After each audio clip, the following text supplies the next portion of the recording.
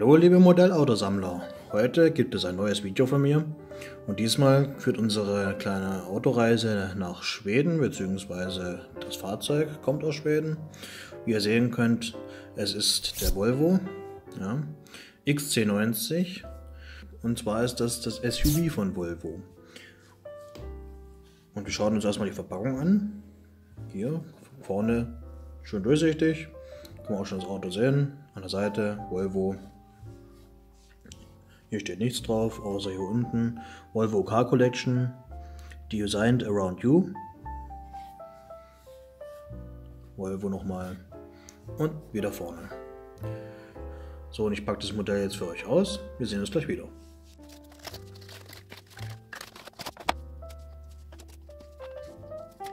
So, hier ist das Modell ausgepackt für euch und das ist eine ganz andere Marke, die ich sonst eigentlich sammle, wie ihr wahrscheinlich schon bemerkt habt.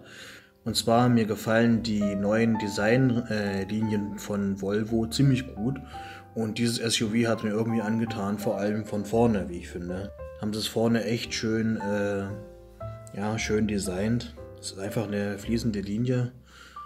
Und das ganze Auto sieht eigentlich im Prinzip insgesamt sehr, sehr schnittig aus. Das Volvo-Logo, dann dieser LED-Streifen in der Mitte des Scheinwerfers. Sieht sehr elegant aus. Die Seite. An der Seite sieht man im Prinzip die typische Volvo SUV-Form. Zieht sich bis ins Heck wieder, wo wir auch wieder die Rückleuchten finden, die hochgezogenen, die über den ganzen Heckbereich gehen. Ja. Hier könnt ihr euch nochmal detailliert anschauen.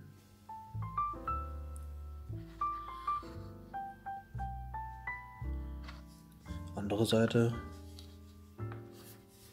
Hier oben ein schönes Panoramaglasdach. Also das finde ich ganz besonders schön.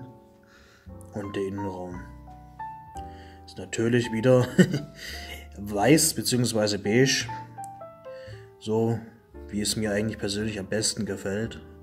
Ich weiß auch nicht warum, aber irgendwie ist das sieht einfach immer edler aus. Und es ist wirklich gut umgesetzt.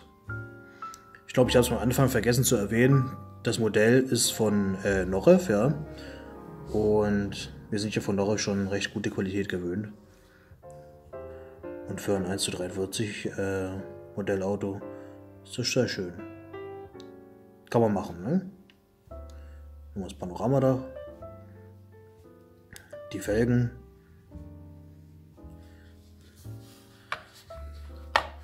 Ja. Im Prinzip gibt es mehr dazu gar nicht zu sagen. Es ist einfach ein schönes Modell. Ich habe es in meine Sammlung mit aufgenommen. Vielleicht folgt noch der normale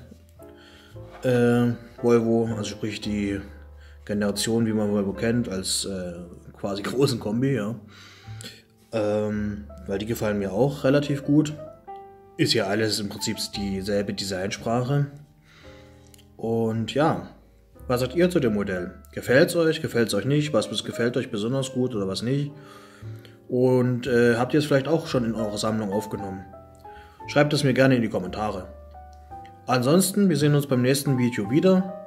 Bis dahin, macht's gut, abonniert mich gerne, vergesst dabei auch nicht die Glocke zu drücken, damit ihr immer über die neuen Videos benachrichtigt werdet. Und schaut auch mal auf meinem Instagram-Kanal vorbei.